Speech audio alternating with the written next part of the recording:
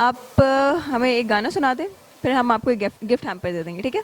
गाना कोई भी गाना। आपकी मर्जी का। किसी भी लैंग्वेज में। किसी भी लैंग्वेज गाना होना चाहिए। अच्छा, तो I will surprise you, I will sing a Chinese song.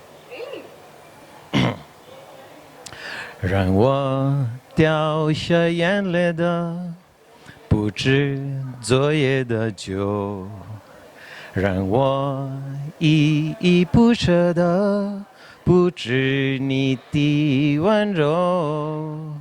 一路还要走多久？你遵着我的手，让我感到未能的是真正的自由。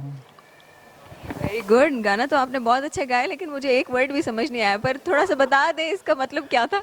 इसका मतलब ये है कि इस सिटी इन चाइना चंदू, उसके बारे में है कि वहाँ पे जब आप जाते हैं तो चंदू की आपको सब चीज़ें अच्छी लगती हैं। Chandu is capital of province Sichuan.